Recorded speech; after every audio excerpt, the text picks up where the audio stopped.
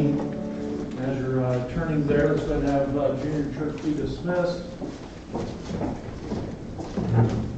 And let's pray. Father, again, we are thankful for our time together on Sunday morning.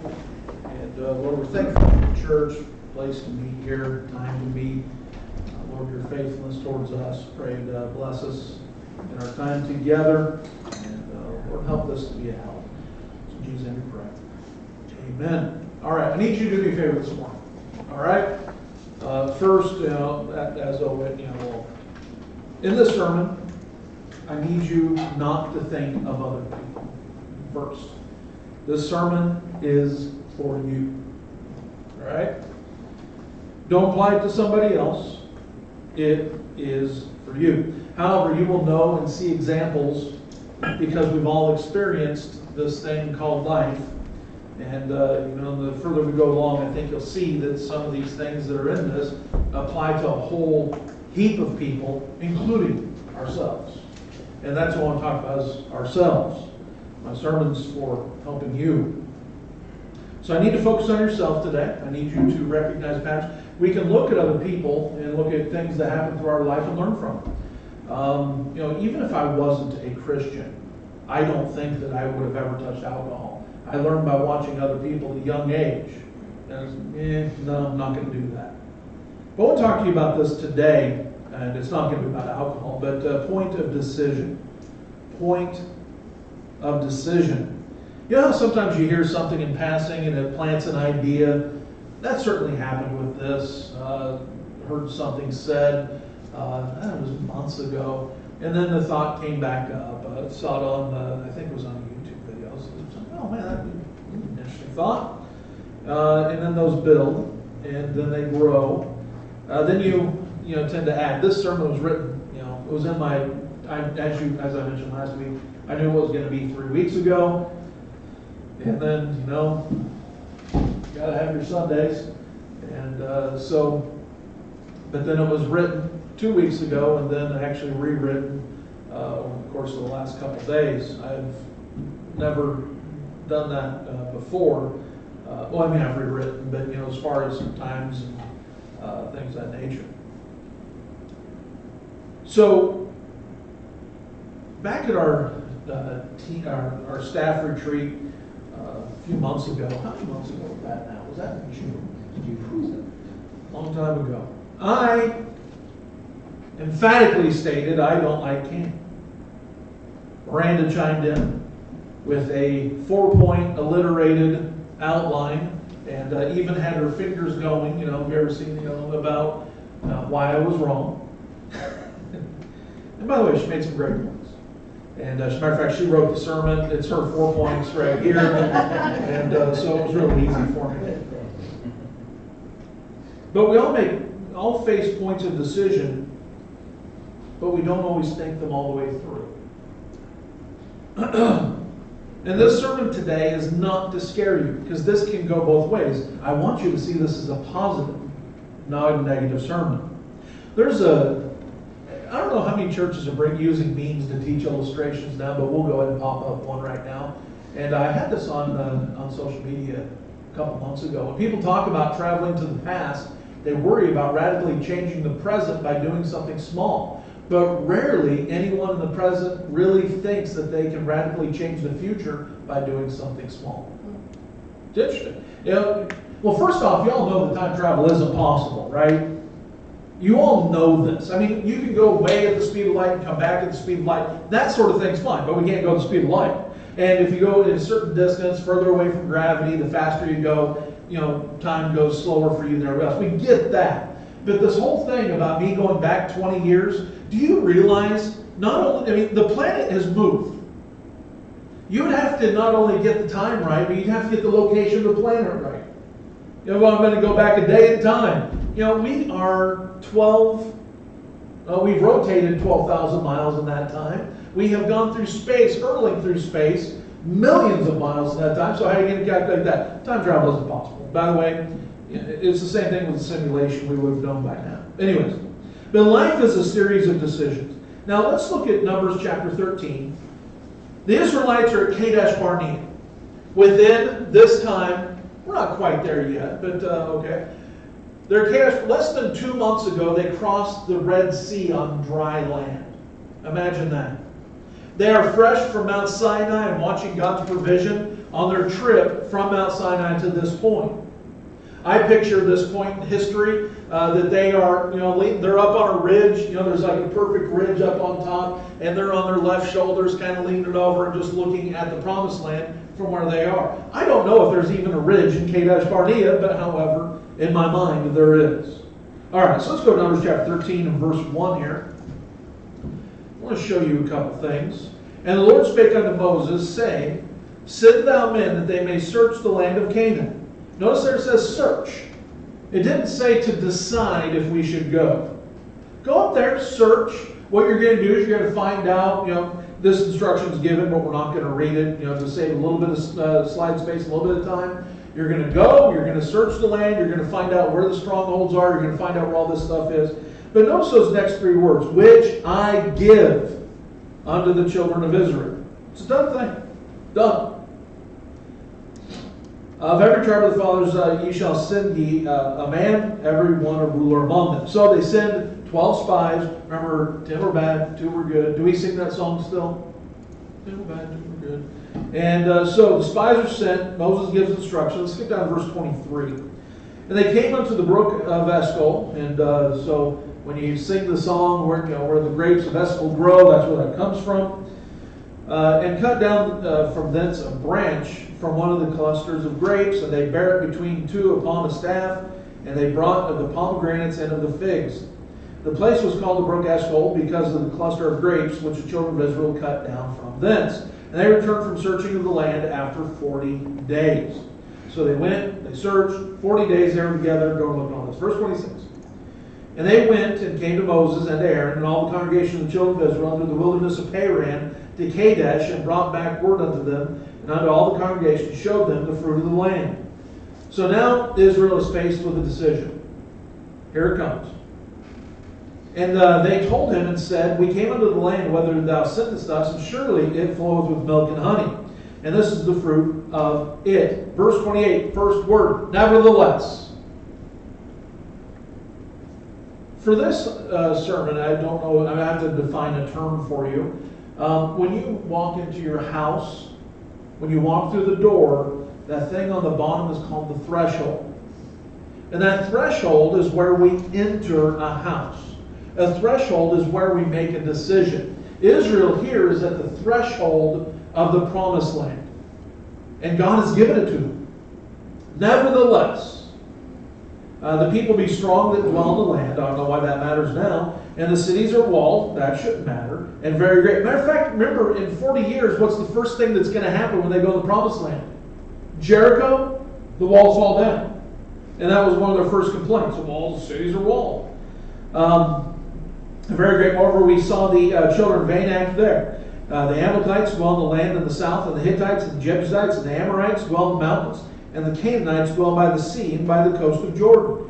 And Caleb stilled the people before Moses and said, Let us go up at once and possess it. Don't hesitate with God's will. Don't stop. Don't think. God's will, we do it. For we are well able to overcome it. But the men that went up with him said, We are not able to go up against the people, for they are stronger than we. And they brought back an evil report. See that word there, evil? Did they bring back a bad report? Or did they bring back an evil report? An evil report means that they intended to harm. There was conspiracy here. Of the land which they had searched. And the children of Israel saying, The land, though which we have gone to search it, is a land that eateth up the inhabitants thereof. And now and all the people that we saw and are in it are men of great stature. Now look at verse 33. And there we saw the giants, the son of Anak, which come of the giants, and we were in our own sight as grasshoppers, and so were we in their sight. So what were the spies doing? Were they going around having dinner with everybody? Were they pulling up to the cities and, hey, going having lunch, and then there's, hey, you're like grasshoppers in our sight. Did that happen? They're spies. They didn't go to everybody's house. So what that last line there, and so we were in their sight, is not true. Matter of fact, I can prove it. So not only was it an evil report, but it was a wrong report. So were we in their sight. Now keep something here, we're going to come back. I want you to do me a favor, go to Joshua chapter 2. So, 40 years later, when they're about to attack Jericho, 2 spies are sent to Jericho. Notice just 2 this time. This is 40 years later. 40 years. They've wandered the wilderness, and now they're about to come in and cross the Jordan. And so now the children now get a cross the water experience that their parents had. And they're going to cross Jordan, and they're going to go, and remember Jericho, the walls are going to fall down. But look at this, Joshua chapter 2, verse 9. Again, 40 years later. And she said unto the men, I know that the Lord hath given you the land. See that? And that your terror is fallen upon us. And that all the inhabitants of the land faint because you. We're saying, well, no, that's present tense. But now watch. For we have heard how the Lord dried up the water of the Red Sea for you. Outsiders see it, we don't. We don't see God's provision. We don't see the things that the Lord has done for us. And so we get to a threshold. Get to the threshold, you look in the room. And there's giants in there. You look at the point of decision. No, can't do it. But notice here, dried up the water of the Red Sea for you when you came up out of Egypt. And what you did unto the 2 kings of the Amorites that were on the other side of the Jordan, Sihon and Og, whom ye utterly destroyed. And as soon as we had heard these things, our hearts did melt. Neither did there remain any more courage in any man because of you. They knew that the Lord was fighting for them. For the Lord your God, He is God in heaven above and earth beneath. And again, it's always my question. If you really believe this, inhabitants of Jericho, why don't you then follow that up? That blows my mind, even now, why somebody wouldn't get saved. But the real truth here is that they were never faced with the truth at all. God didn't have Moses send the spies to say if they should go, but how they should go. 10 of the spies projected their own thoughts onto their enemies. How often do we do that? Shower arguments, hearing gossip, conspiring, thinking things are being said when they absolutely are not. Thinking others are talking about you, but you're not. They're not. And so what we do is we project and end up being dead wrong. We guess, not talking. Do you ever have that with somebody? You know, where you're kind of guessing what's going on and finally have a conversation? So not talking, and then there's gossiping among the 10. There was no decisions besides whether or not we're going to obey God. All right, let's go back to Numbers chapter 14. So they've come to the threshold of decision. They've come to the place, and now they rejected. Now, by the way, when I say this, I'm going to give you some decisions that I've made before, but we're all going to make dumb decisions, right? We're all going to go through the wrong threshold from time to time. But there are some thresholds that we have to step up and we have to step through. And when you see that threshold, you know that threshold is deciding if that threshold is the right threshold or if it's a distraction threshold. Because we're faced with decisions every day. Numbers chapter 14, pick it up here in verse 1.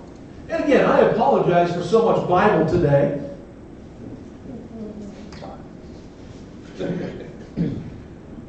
All right, Numbers chapter 14, look at verse 1.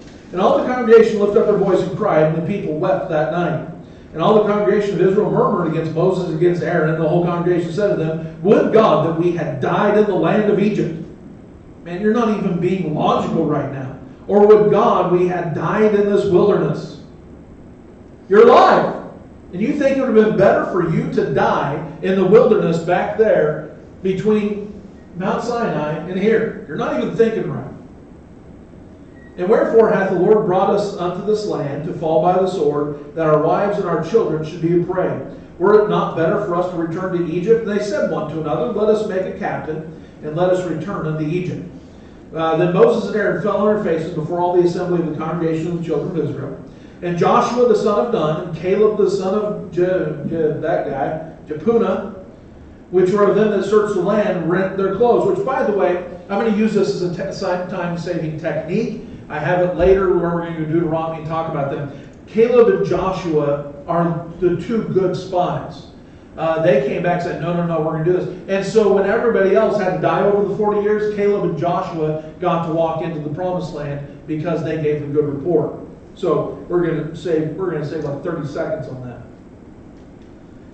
And they spake unto all the company of the children of Israel, saying, the land which we possess through, which we passed through to search it, is an exceeding good land. Did I skip a bunch of stuff right there? Exceeding good land. No. Verse 8.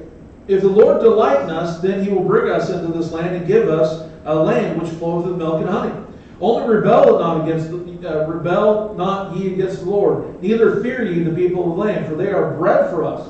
Their defense is departed from them, and the Lord is with us, fear them not. Is the Lord with them? Nope. But all the congregation bade stone them with stones, and the glory of the Lord appeared in the tabernacle of the congregation before all the children of Israel, but it's too late. And the Lord said unto Moses, how long will this people provoke me, and how long will it be ere they believe me for all the signs which I have showed unto them? Skip down to verse 22. Because all those men which have seen my glory and my miracles, which I did in Egypt and in the wilderness, have tempted me now these 10 times, and have not hearkened to my voice, surely they shall not see the land which I swore unto their fathers, neither shall any of them provoke me to see it. I know I'm kind of reading fast and missing some words here. Sorry. Verse 25. Now the Amalekites and the Canaanites dwelt in the valley. Tomorrow turn you and get you in the wilderness by the way of the Red Sea. Verse 31. But your little ones, which ye said which should be a prey, then will I bring in, and they shall know the land which ye have despised. But as for you, your carcasses, they shall fall in this wilderness, and your children shall wander in the wilderness 40 years, and bear your whoredoms until your carcasses be wasted in the wilderness. Verse 40. And they rose up early in the morning, and got them up to the top of the mountain, saying, Lo, we be here, and we go up into the place which the Lord hath promised, for we have sinned. And Moses said, Wherefore do ye now trespass the commandment of the Lord? But it shall not prosper. Go not up, for the Lord is not among you, that ye be not smitten before your enemies. And now they have 40 years of wonder out in the wilderness, just waiting for everybody 20 years old and over to die. Imagine that. You're 21, you're out there in the wilderness, you got 40 years. And have you ever thought, though, God sent the quail, God sent the manna. Do you think that anybody ever ground down the manna, deep fried the quail? They could have had hot wings even back then. So they were living life pretty well. Fried chicken, most fried quail, but you get it. No, it's completely facetious. Let's talk about camp for a minute.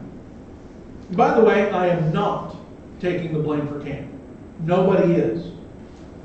However, I'm going to tell you, see, part of the thing is, you don't have to take blame, but you can actually know what has gone wrong. And we talked about this. We could have done a better job of both prepping and helping teens, prepping teens on the way to camp and helping everybody on their way back. We could have done a little bit better job there. Camp is like a spiritual boot camp. If you take it seriously, you will be confronted with a decision. You will be.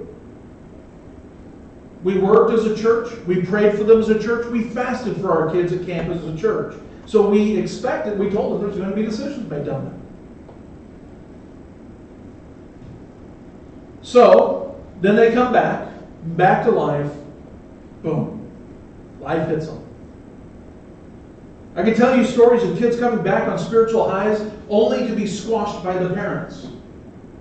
Only to be squashed by coming back and then all of a sudden jumping right back into social media, jumping right back into those lives. And the decisions don't stick if we come back and we go back to the same life that we were living before. A spiritual decision, by the way, will always be tested. Always. Just by the sake of what it is. There was one child, 1 year, that came back from camp and expressed that he was called into full-time ministry, but told us, I am scared to tell my parent. for what the reaction will be. Can you imagine? But we come back to life. Matter of fact, honestly, one of them has said that I thought that in 14 years would probably be the one to pastor this church. I can say that now because, but I thought that's what was going to happen. I was wrong, but that's okay. So what do? We step up. I went to camp as a teen. Even in that camp, there was just a little bit more fun than it was spiritual. It was Camp Harlow, and I'm not disparaging Camp Harlow at all, but even I came back to things that were minor. I came back, and I remember one of those camp years, I came back and went to help my friend in his house. Rory, he lived on 1132 C Street, and his mom's boyfriend was there, and I just got back from church camp, and he's at work, and still, you know how people hold their cigarette in their mouth while they're working, and then you got the one eye closed? You ever seen it? Because you don't want smoke going in it, And you look, yeah, no wine, women, or song. Sounds like hell to me. Okay. Why would you say that to a teenager? Well, whatever. You see, that was very minor. I'm not claiming martyr status on that. But getting somebody to church. How many times have you had somebody that you said, yeah, I'll be in church Sunday? Have you gotten to the place where you want them? Something's going to come up. Something's going to happen to stop this from happening. Because if you make a decision for God, it will be tested. Even if it's I'm going to show up at church this coming up Sunday. That decision will be tested. Family will show up. You make a decision for God, a new bill's going to happen. There's going to be a new shift at work. There's going to be an offer to work elsewhere. We've seen it hundreds. Is that hyperbole? Hundreds? No, after 19 years, I'm not sure that is hyperbole. Do you know why I'm your pastor today? Okay, I'm sorry. With staff, I am one of your pastors. Get the vernacular still there. We get it. 19 years here, 6 years in Indiana, 3 years in New Jersey of serving the Lord. I have been a soul winner. This is all by the grace of God. I'm not bragging on me. It's by God's grace. I've been a soul winner for over 30 years now. Now, sometimes it's success, sometimes it's not. Actually, no. Success is at the going, not the winning, by the way. Right, Kathy? We talked about that yesterday. That was one yesterday, wasn't it? I did not go with Kathy. Lisa did, but at the same time, just getting the gospel to somebody, man. That's just it's awesome. But I'm going to explain to you very quickly why. Actually, it may not be quick. Why I'm your pastor today. Because in April 1990, I came to a threshold of salvation. Oh, let me think about it. Oh, I've been witnessed to 3 times in my life. Do you realize how precious of a time it is to give witness to? 3 times. I got saved the first time. The second time, I'm a pastor of church. Oh, okay. The third time, I actually sat back because I'm so shocked by this. I'm going to listen to this guy. I can't remember who it was now, but he witnessed to me. I'm like, this is awesome. 3 times. So there was that first step, that first threshold. Yeah, I'm stepping through that. That's what I don't get. Salvation is so... So, now what am I going to do? Well, now you're going to get baptized.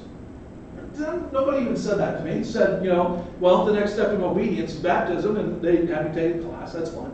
And so what's the next step? Okay, I'll do that. Read your Bible. Well, okay, I can do that. Okay, what's the next step? Discipleship course. And Eric Clark took me through discipleship. Matter of fact, it was Eric Clark who wanted me back here. Have you ever heard me come back and disparage Eric Clark to you?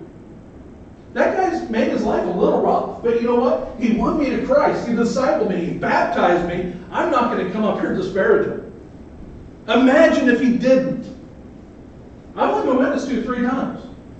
And had he not done it, and then go back and badmouth the person that witnessed to me? No, never.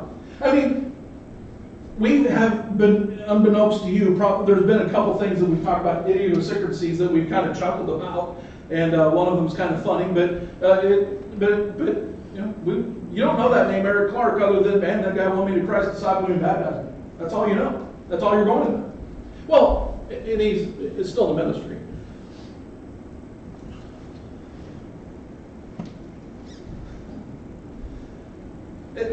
I want to park here forever.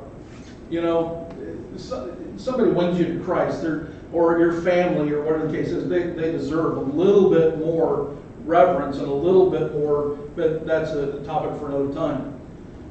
So then after that, I joined the Air Force. There was the time of, in the Air Force, no leadership, and I've bemoaned no mentoring for the last couple of years. Now, I think the Lord has fixed that. This whole team thing we got going here, I think, is the Lord's help here. When I say for me, I'm not sure if it is for them. But there was that time where we had no leadership. There was that time where we were in the Air Force and not a strong church, and we were going. But you know what? I said, hey, listen, we're still going to church. Well, are we doing this week? No, we're going to church. No, we're going to church. And if Lisa's here, she'd be nodding her head and say, yeah, that's how it worked. I put in my notes a time of waywardness with no leader. Still stuck to it. And then we ended up going to a church because I got lost trying to find another one. And then we ended up being part of that church. And then we left with, the two families left the church, we left with them. And within a couple months, I was back to that pastor's house, apologizing. I've apologized to him since. And, even then sent him FaceTime on, we're Facebook friends. And I've sent him, matter of fact, this is a card guy. I've sent him a letter. Like I said, he hasn't made his life easy. But he was going through a rough patch. I sent him a letter. I said, hey man, you won me to Christ. If everybody that I went to Christ is added to your account, I'm going to encourage that guy. You won me to Christ. That's it. I just don't get it. But whatever. Sorry, I'm still looking over here. I just want to make sure I don't miss any steps. So, they left that church, the next one we went to, and I did not. That pastor's a little bit rough around the edges. Some of you have heard stories from time to time. I still made some, through all of this, made dumb decisions. I'm not saying I made every right decision, right threshold every time. I'm not saying that at all. But those major points, bam, bam, bam, bam, you got to get them right. Matter of fact, even if you do mess up the major ones, you can still fix it. Got to that church in New Jersey. Was there for a little bit. And one winter morning, it was snowing out. I still remember it like it was yesterday. The pastor slapped me across the face or something. Imagine if I were to slap one of you across the face. Would you leave? Wasn't even a thought in my mind. I was mad. I was fighting mad. But it was never crossed my mind. No, I'm going to leave. No, stuck it out there. Everyone else that left, they're actually not in the ministry at all. And then it came to that Sunday night. It was Super Bowl Sunday night. It was the 49ers versus the Chargers. I was at the Yasinski's house on Sunday afternoon. Hey, coming to church today? On Sunday night? Yeah, we go to church on Sunday night. Okay, I guess I'll be there. And that was the night. That night, the pastor preached on Isaiah 6:8. Also, I heard the voice of the Lord saying, "Whom shall I send, and who will go for us?" I was holding on to that pew, man. Is he talking to me? It was that night that I realized my call to ministry. Yeah. Now, there was a slight pause there, only because I'm like, I don't want to make an emotional decision here. I'm not going to, say, man, I'm called into full-time ministry off of one sermon. But then as I sat back and prayed and fasted about it and thought, I was like, no, I've known this the whole time. I've known this. Got out of the Air Force, left a promising career. I could have, right now, a paycheck still for the rest of my life had I stuck it out for another 16. Looking back, that wouldn't have taken that long. Leave for Bible college. You go to Bible college, it's rough. God tests the decision on the way to Bible college. They'll tell you guys. One of the professors caught me in the hallway and said, "Do me a favor, don't quit." I didn't even know that was an option. What else am I going to do? Remember, that's what Peter said. He said, "Hey, you're going to leave too?" And Peter looked back and said, "You have the very words of life. Where am I going to go?" Got in the Salem ministry. I I think after the fact, Pastor Matt knows a little bit more about this. Got to the Salem ministry, and I was in Bible college, and that's where Matt and I met, and then Brando was brought in, and all of us served there for a while. Mike Goodall was a bird in my saddle for 6 years. He was the number 2 man in the Salem ministry, and he didn't like me. I was threatening to him, and he made my life rough every chance he got. Decisions, whatever the case was, and it was always against me. And there was one glaring time, I was assembled the best teams. I did. Wes assembled pretty good ones, but I assembled usually the best. And one time Ken Smith, I think that was before you though. We had sailors come down all the time, tell us, we were national champions. Ken Smith actually brought the ring. Check this out. And he was on my team. The guy was the best athlete that we ever had down. And we were 6-0. Nobody's even touching us. The guy was like defensive lineman, but he was getting all these interceptions. He just flew. It was different. Mike Goodall comes out once. We had everybody down there, stands in the middle of the field with a microphone. All right, restarting the season. Everybody's record's down. It made those guys so mad that some of them never came back. We're going to win the league. Never came back. Sticking Mike Goodall. And then what was funny is he resigned. I told everybody I'm leaving to start this church and started to step back from the Salem ministry. 2 weeks later, he resigned from the Salem ministry. But I see that God was actually putting me through a fire to get me ready for here. I get it. And I don't mean this place is fire. I'm just saying, there were some lessons I had to learn, and I learned them. And he used Mike Goodall to do it. I was called to start this church. I realized it on the corner of 28th and May. Still think about it every time. Driving south, looking at Battery Exchange, I think about it every time. God slapped me on the side of the head and said, you need to start a church here. What? No, that's got to be my own thought. I see a need, and that's the only reason I'm thinking that. And so then on the flight back home, said to Lisa, hey, you're not going to believe what this. She's like, I know. Do you think I want to come here and start a church? I thought I was going to be serving Brother Hook the rest of my life. Yeah, I read those publishers.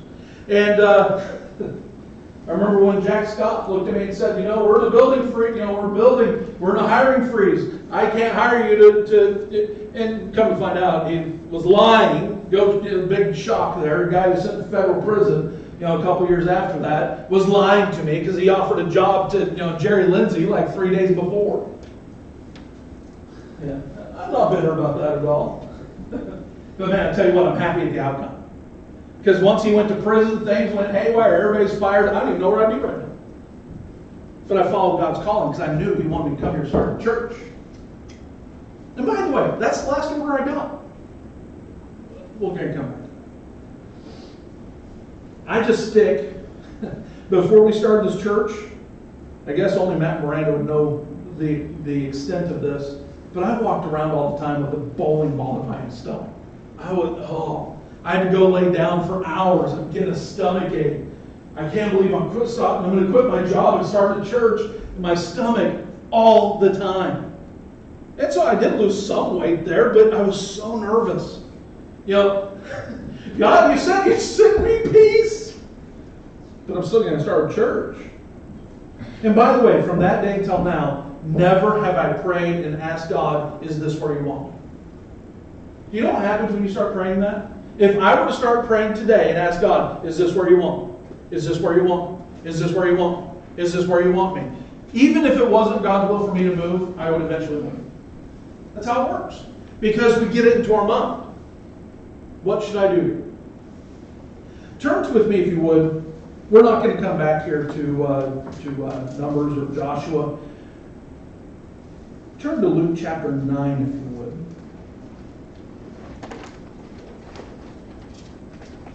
And again, everything I said, I'm not bragging on myself. To God be the glory. It's His working. But as far as me sticking it out, Luke chapter 9, look at verse 57. says here, and it came to pass, as they went on the way, a certain man said to him, Lord, I will follow thee whithersoever thou goest. This man's at the threshold of a decision. And Jesus said to him, now here's the testing of the decision. You think I'm just saying that? Here's the testing of the decision. I made a decision, Lord, I'm going to follow you.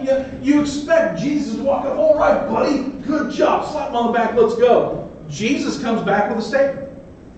Foxes have holes, birds of the air have nests, but the Son of Man hath not where to lay his head. You can go with me if you want, but life is not going to be easy.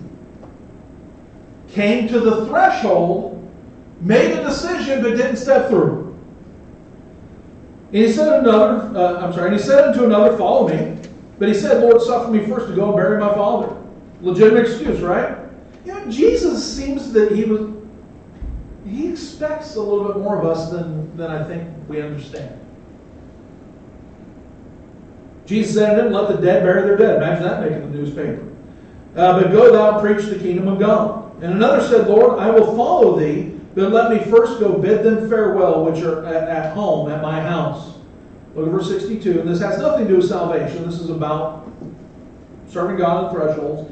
And Jesus said to him, no man having put his hand to the plow and looking back is fit for the kingdom of God.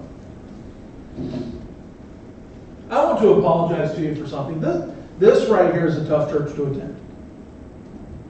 You know, smaller churches already are anyways. Smaller now. You can't hide, and I'm sorry. When I preach a sermon, you think I'm speaking right to you. When I, you got to be careful, if you preach a sermon and you have a certain topic in there, let's say we're going to talk about porn on this one. And at the end say, if I preached and touched your heart today, raise your hand. And I got to think through that whole 45-minute sermon. I don't want to raise my hand. People think that. By the way, we're working on it. Just so you know, we're working on it. We're praying about it. And we're going to be fine. We're going to come out on the other side. We've got plans. If you want to sit in our Wednesday evening staff meetings, I'm content to minister right now. I don't know if you know this. And we're going to come out on the other side. We're going to come out fine. Just stick around for it. But however, in a small church, you will be confronted about your walk with God without actually ever being confronted. Just the fact that I'm up here speaking and I look at you maybe 3 times during a sermon, well, is he talking to me? You talking to me? Robert De Niro in the audience there. And so I made a point before that for about 30 seconds to make sure I made eye contact with everybody before I said it. You always think, you think you're talking, what did you hear? Nothing. It's just a small church. That's what happens. So the Israelites blamed Moses. Korah and his clan are swallowed up in the rocks. Authority is secure and endorsed. How about marriage? I made the decision about marriage when I was 16. Lisa and I had been together for, I think, a week and a half. We were in the parking lot at Silky. We had just watched a basketball game. And I said, hey, marry me. Within 2 weeks, I knew. I was like, yeah, we got to lock this down. And she kind of laughed at me. He's like, what are you talking about? Went home, called me that night, used her because she was only allotted 5 minutes a day to talk to me on the phone.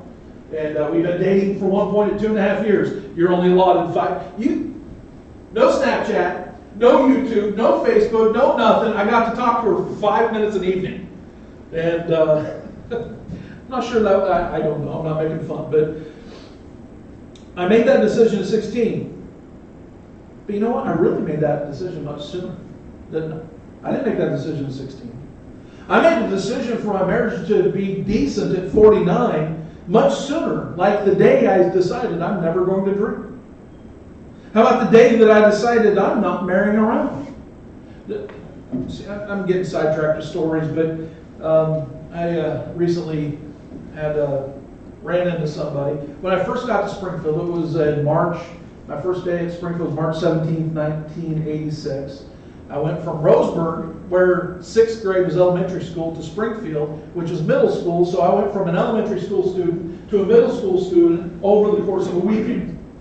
I tell you what, that was culture shock. That Oh man, that hurt my stomach. That was awful. But within the first couple days, there was a girl in the back who thought I was cute and thought, hey, we're going to try to date the new guy. I'm like, I'm not interested in you. Whatever. And so then her friends said, well, what are you, gay? I'm like, which is funny about, within the last 2 years, I saw that one sister who said that. I said, you know what your sister did? And we talked back and forth and just horrified. And then she told her sister, and I was wondering, this is somebody I've done work for Gillespie Woodworks, and I was installing their TV on this thing that was outside, and her sister came over, and her husband, and they were so stinking apologetic. I'm so sorry I did that to you. I'm like, it's okay. Everybody's hugging me. I'm like, okay. But this was 35 years ago. That had nothing to do with the sermon. But I came to some other thresholds. Went to college on a wrestling scholarship. Lived in a wrestling house in Rainier, Oregon, right across the Columbia from Lower Columbia College. A wrestling house, 17-room house with a wrestling team in college. Probably wouldn't have been a very smart couple of years. Road trips, parties, but there was a decision. No, I'm not doing this. Number one, I didn't like wrestling in the college level. I didn't really like wrestling at the high school level, to be honest. But as a Christian, once you step up to the next level into college, it's a business, and all the fun was lost in wrestling. I was like, yeah. But there was a threshold in the wrong direction. And so I quit and went home. Decided in the Air Force, I'm going to be a pilot. Fly C-21. So when I get out of the Air Force, I can fly Learjets and be qualified right out of there. Just step there, step there. I'd have to get a 4-year degree, finish it first before I could do all that. But then I came to the realization, wait, a pilot's job is to be away from home. That is your job. Can't do that. It's a threshold in the wrong decision, in the wrong direction. See, we don't think about the butterfly effect in our present time. I'm giving you a good example. Let's give some dumb examples. How about that? I had gotten completely out of the Mercedes game. I'm a fan. I'm a fan of the brand. I had that old 1976 280 SLC. What's SLC? It was switched at some point. 280S, man, that thing was cherry. Remember that yellow car? It was a European Euro spec. So it had cloth interior, no air conditioning. It was a very unique car. And I dove in. At that point, I'm getting diesels and all sorts of neat stuff, but nothing too high dollar except for the convertible that I bought because, I went to work at Groupon and they gave me like $500 a month for a car allowance. And then wonder why I was laid off 2 years later is a heavy expense. But with $500, I was more than able to afford a convertible, and I got it. And that thing was a problem from day one. It was a very low mileage car. But it was a problem. And I got completely out of the game. No more of these things. And then, what was it, 2 years ago? I have a Jeep that's paid off. But I can't drive the Jeep out of town. I'm not driving the Jeep to Bend, so now we have this beat up Camry. That's what we fit into it. And so, you know what? I'm going to go get me a GL350. And by the way, had I given you the stat sheet on that car, because all the research I did, I knew of every GL350 in the entire Northwest, I still went and got it, knowing what I knew about my previous experience. Dumb. Wrong threshold. I'm feeling that financially even now. And then all of a sudden I have a beat up Camry, paid off. You know what? I want something that's not beat up. Went and got that. A perfectly running Camry. See, those of us with kids at a certain age, your kids start bouncing your cars off of things. And so my Camry had dents all over it. It was horrible to look at, but it ran perfectly. Perfectly mechanically sound car. But no, I needed to have something shiny. No dents. And went and got another one. Idiot. Wrong threshold, and I'm still feeling that one today too. Idiot. Dumb decisions. But you know what? You stay the course, and you recognize thresholds. The first threshold that we should recognize is salvation. Paul said in 2 Corinthians chapter 6, verse 2, Behold, now is the accepted time. Behold, now is the day of salvation. We must recognize thresholds in our lives. Did you bring something up on that one? No? Are you going to bring up something on the next one? Okay. We must recognize thresholds. 1 Corinthians chapter 16, verse 9 says this, For a great door and effectual is opened unto me, and there are many adversaries. Paul came to the point of the threshold. And what was on the other side? Adversaries. What do we do as Christians? Because we've been called so much, we have no persecution in America really to speak of. Our persecution is a persecution, I believe, of the mind and of the spirit and not physical. And we've talked about that before. But he stepped up to the threshold and looked at the other side and said, hey, there's many adversaries. Did it stop him from crossing the threshold? We, as Christians, say, oh, that door isn't really open. But you can see the adversaries on the other side, so obviously it's open. Paul crossed over that threshold. And that's what we need to do. We need to learn to recognize thresholds and the right thresholds and the wrong ones. Just because it's God's directed threshold doesn't mean you're going to like what's on the other side. When they crossed Jordan and took Jericho, you know the story. Were the next few years easy? Oh, very hard. What I don't want is I don't want the Lord's calling to be moved on to somebody else. The Lord is going to accomplish His work. I want Him to allow me to be a part of it. It's a sad thing to witness in the ministry, and that's young people facing the point of decision and walking away from it. The threshold of full-time ministry. You walk up to that threshold, to the full-time ministry, and the wondering on the other side is not a good wondering. You walk up to it, finally get to that threshold, no, walk away. And that wondering is not a good wondering. The gifts and calling of God are without repentance. We've seen it. It's a tough place to be. Now, by the way, in this church, we've never called that everybody should be a full-time servant of God.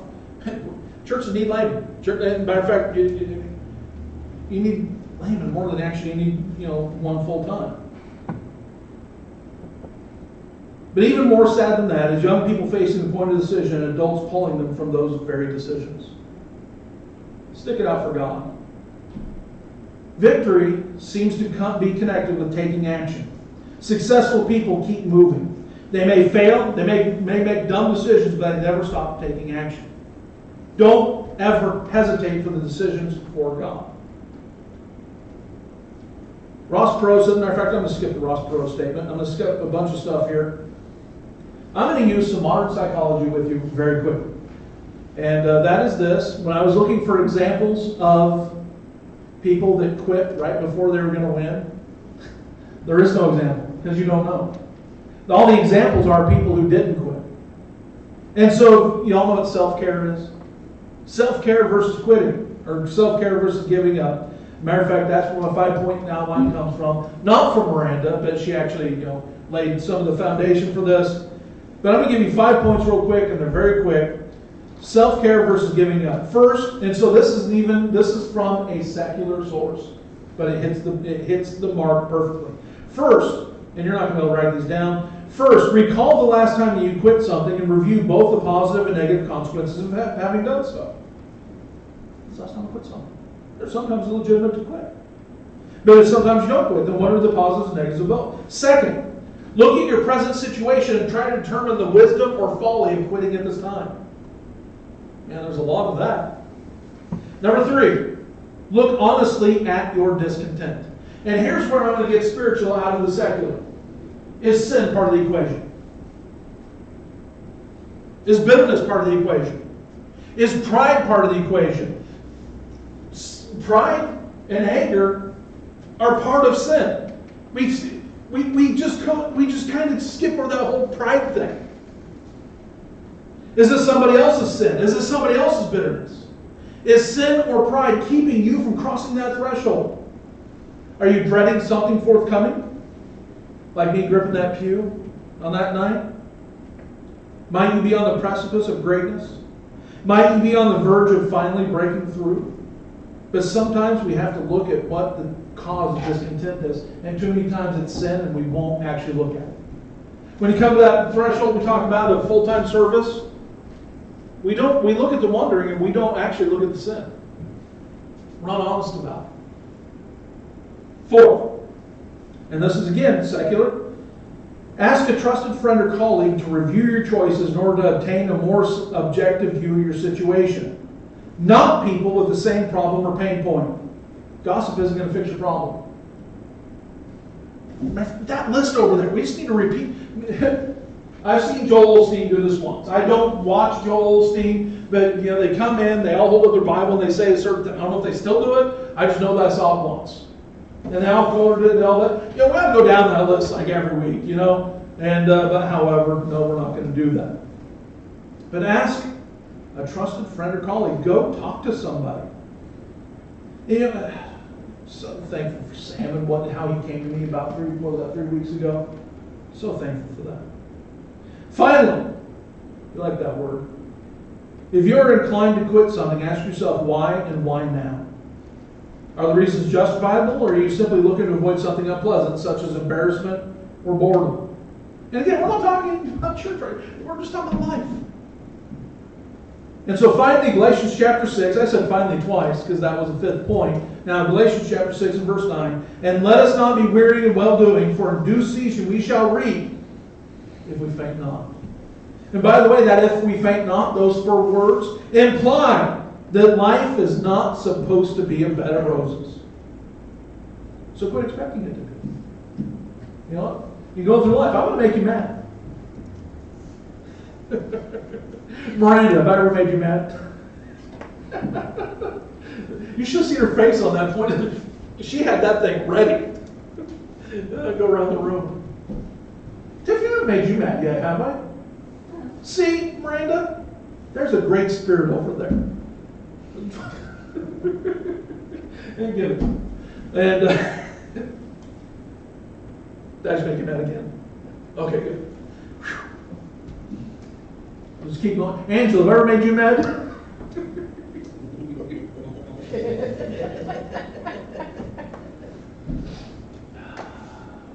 Notice none of you ever looking back at me and saying, Pastor, have I ever made you mad? Have I ever made you mad?